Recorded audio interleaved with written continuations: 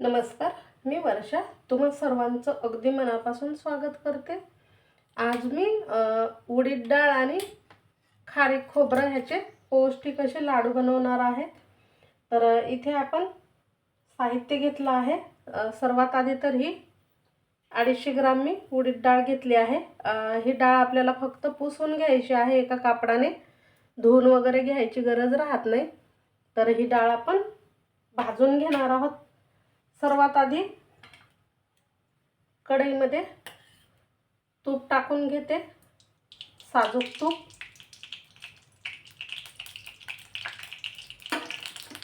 करायला सोपे आणि खायला अतिशय पौष्टिक असे हे लाडू आहेत बघा.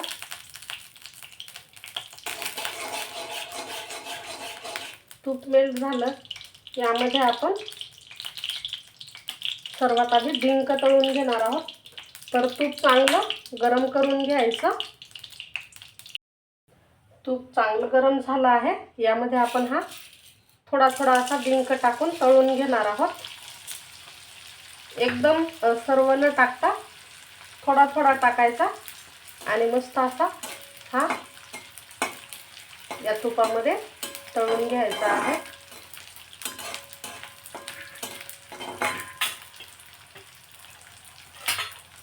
मध्यम आचेवर डिंक तळून घ्या, म्हणजे छान आतपर्यंत हा फुलला जातो किंवा तळला जातो.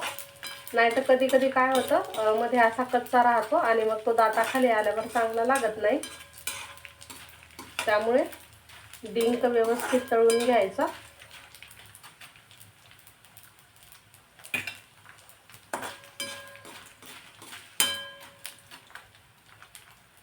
तळून झाला आहे. मी हा डिंक काढून घेते.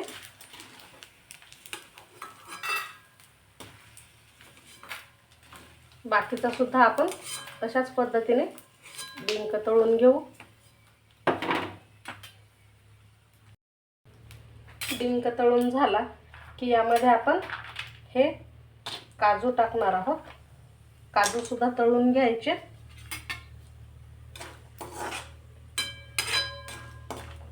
इथे 1/2 किलो उडीद डाळ घेतली आहे आपण. तर 50 ग्राम काजू घ्यायचे आणि 50 ग्रामच बदाम घ्यायचे. तुम्ही काजू बदामचं म्हणजे कमी जास्त घेऊ शकता, कमी घेऊ शकता किंवा थोडेसे जास्तही घेतले तरी चालतील, आपल्या आवडीनुसार. जे ड्रायफ्रूट जास्त आवडतात ते जास्त घ्यायचे. आता हे बदाम तळून झाले आहेत, काढून घेऊ आपण. याच तुपामध्ये काजू सुद्धा तळून घेते. काजू आणि बदामचं मी समप्रमाण घेतलं आहे.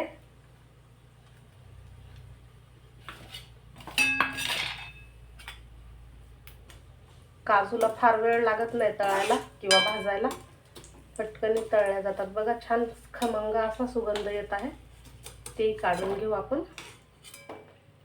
आता याच तुपामध्ये आपण हे गोडंबी सुद्धा तळून घेऊ आणि याच ताटामध्ये आपण काढून घेणार आहोत. तूप गरम असल्यामुळे फार वेळ लागत नाही हे साहित्य तळायला.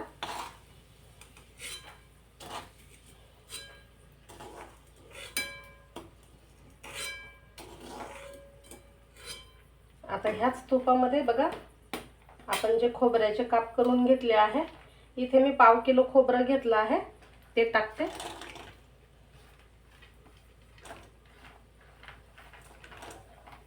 खोबरं सुद्धा आपल्याला थोडासा कलर चेंज होईपर्यंत या तुपावरती तळून घ्यायचं. मस्त तुपाचा सुगंध येत आहे बघा, घरचं साजूक तूप असल्यामुळे. आणि लाडू खायला खूप छान लागतील.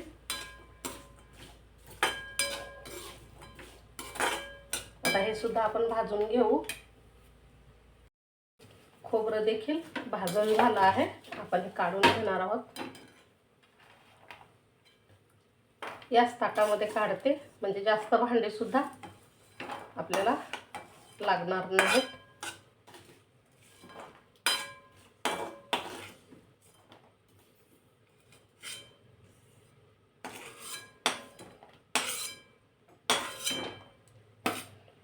हे खारीकचे तुकडे पण भाजून घ्यायचे आहेत. तर खारीकचे तुकडे म्हणजे ह्यामधली बी काढून घेतली आणि असे बारीक बारीक तुकडे करून घेतले आहे.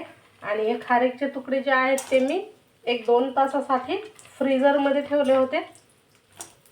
म्हणजे याची जी पावडर आपण बनवणार आहोत ती अगदी छान बारीक अशी पावडर होते.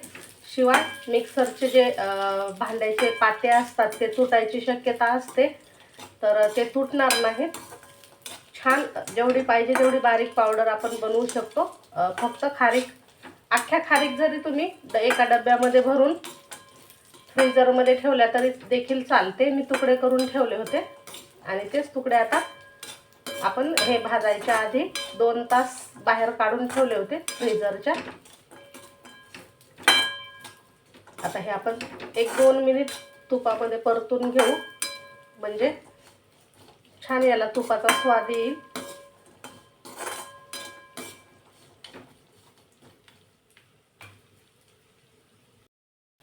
खारीक सुद्धा काढून घेते. मस्त अशी भाजून घेतली आहे आपण.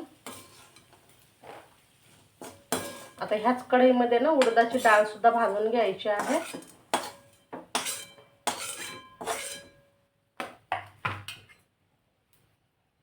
आता ही डाळ आपण भाजून घेणार आहोत. अगदी छान मध्यम आचेवरती आपण ही खमंग आणि थोडासा याचा रंग चेंज होईपर्यंत भाजून घेणार आहोत.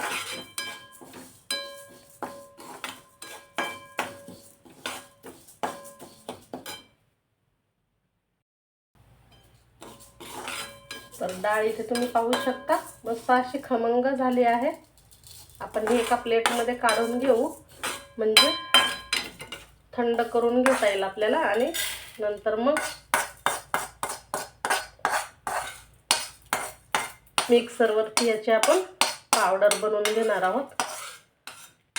या लाडूमध्ये तुम्ही मेथी दाणे किंवा अजून ड्रायफ्रूट्स घेऊ शकता, जसं पिस्ता, अक्रोड, मनुके, जेवढे तुमच्याकडे ड्रायफ्रूट्स असतील तेवढे तुम्ही घ्या, म्हणजे जास्त पौष्टिक लाडू बनतील. आता इथे माझ्याकडे जेवढं साहित्य होतं तेवढं घेतलेलं आहे. ही डाळ आपण थंड करून घेणार आहोत. अगदी थंडगार करून घ्यायची आणि मगच मिक्सरला आपण याची पावडर बनवणार आहोत. तर डाळ थंड होते तोपर्यंत मी काय करते, हे काजू बदामचे आहेत ते एकदा फिरवून घेते मिक्सरला, म्हणजे जाडसर याची पावडर बनवून घेते. काजू आणि बदाम आणि ही गोडंबी हे 3 वस्तू आपण एकत्र फिरवून घेणार आहोत. बाकी खारीक आणि खोबरं सेपरेट फिरवणार आहोत आपण मिक्सरवरती, कारण याला फार वेळ लागत नाही आणि खारीक खोबऱ्याला थोडासा जास्त वेळ लागेल. तर हे मी काम करून घेते तोपर्यंत. तर हे आपण काजू बदामची पावडर बनवून घेतली आहे. आता आपण याच मिक्सरच्या जारमध्ये हे खोबरं सुद्धा बारीक पावडर करून घेणार आहोत. पावडर म्हणजे अगदीच बारीक पावडर नाही करायची, थोडंसं असं जाडसर ठेवायचं आहे, म्हणजे खाता वेळेस खूप छान लागते ते.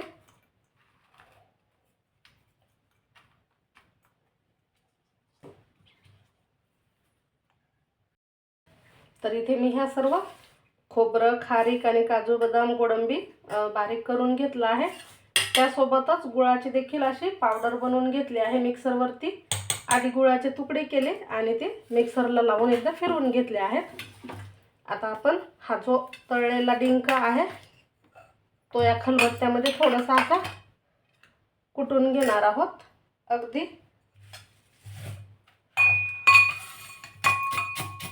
हलक्या हाताने.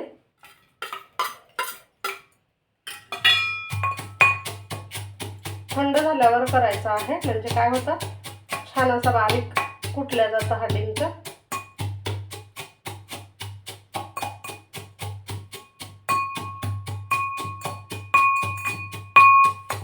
तर हे पहा, अशा पद्धतीचा आपल्याला हा करून घ्यायचा आहे. फक्त फोडून घ्यायचा आहे, जे खडे ते फुललेले आहेत ते फोडून घ्यायचे. आणि आता सर्व आपण हे एकत्र करून घेणार आहोत मिश्रण.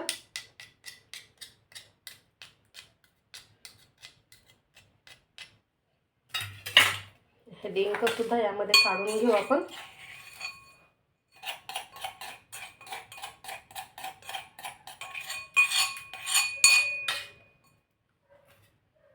आता उडदाची डाळ देखील थंड झालेली आहे.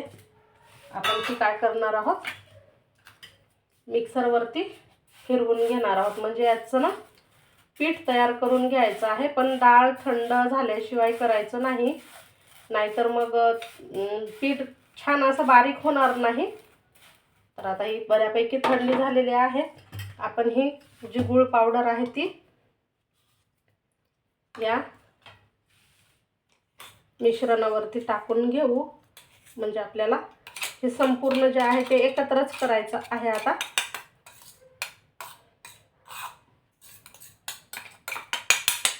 आणि या छोट्या भांड्यामध्ये ही डाळ मी वाटून घेते. म्हणजे छान अशी बारीक पावडर बनवून घेते. शिवाय पावडर बनवल्यानंतर चाळून देखील घ्यायचे आहे. म्हणजे जे काय याचे जाडसर कण वगैरे राहतील ते दाताखाली चांगले लागणार नाहीत, म्हणून चाळून देखील घ्यायचं आहे. आता हे वाटून घेते मी. आता हे पीठ आपण तयार करून घेतलं आहे डाळीचं, ते चाळून घेणार आहोत आपण. जेवढं बारीक होईल तेवढं बारीक करून घ्या आणि मग चाळून घ्या, कारण ना याच्यामध्ये कण राहू शकतात. तर हे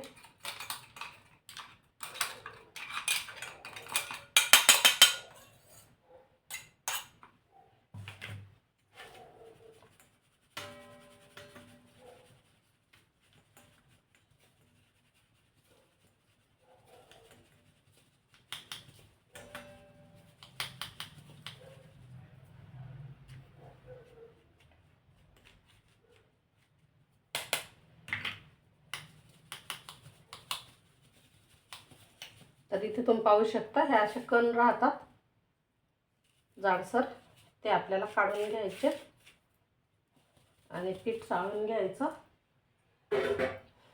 आता हे पीठ आपण यामध्ये मिक्स करून घेणार आहोत.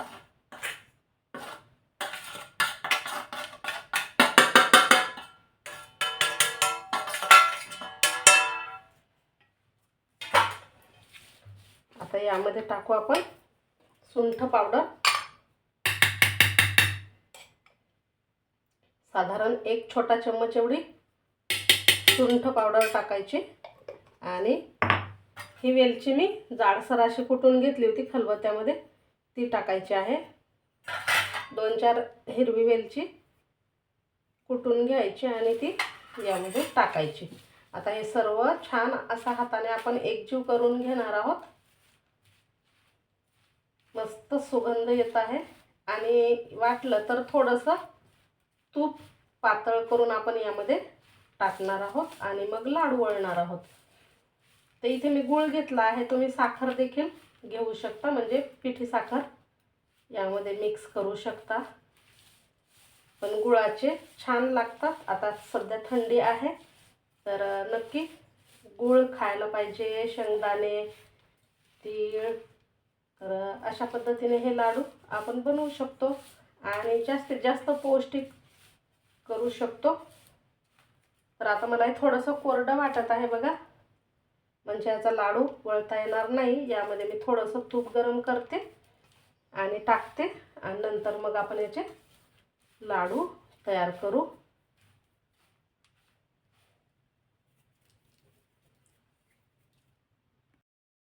आता हे छान मिक्स करून झालेलं आहे सर्व. आणि ह्यामध्ये मी तूप टाकलेलं आहे बघा, मला थोडंसं कमी वाटत होतं तूप, तर तूप टाकून घेतलेलं आहे. आता याचे लाडू आपण वळणार आहोत. छान हाताने मिक्स करून घ्यायचं आधी आणि मग याचे हव्या त्या आकाराचे लाडू तयार करायचे आहेत.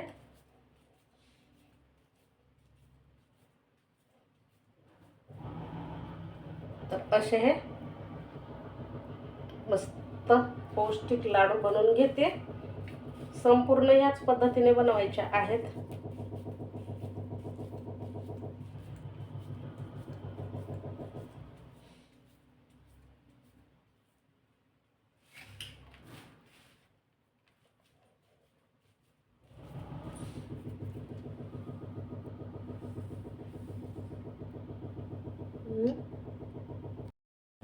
तर संपूर्ण लाडू मी तयार करून घेतले आहेत. आता हे या ताटामध्ये काढून घेऊ आपण. तर कसे झाले पौष्टिक लाडू नक्की सांगा, आणि तुम्ही कोणत्या कशा पद्धतीने बनवता तेही मला सांगा. व्हिडिओ आवडल्यास लाईक शेअर करा. नवीन असाल आपल्या चॅनलवर तर सबस्क्राईब करायला मात्र विसरू नका. आणि ज्यांनी आधीच आपल्या चॅनलला सबस्क्राईब केलेलं आहे त्यांचे मनापासून धन्यवाद. बघा, भेटू पुन्हा अशाच छानशा झटपट पौष्टिक रेसिपीसह. तर आता हे थोड्या वेळाने डब्यामध्ये भरून ठेवायचे आणि रोज सकाळी एक लाडू खायचा. मस्त आहेत, पौष्टिक आहेत. नक्की करून बघा. या थंडीमध्ये खाऊन पहा, खूप छान लागतात. भेटू पुन्हा.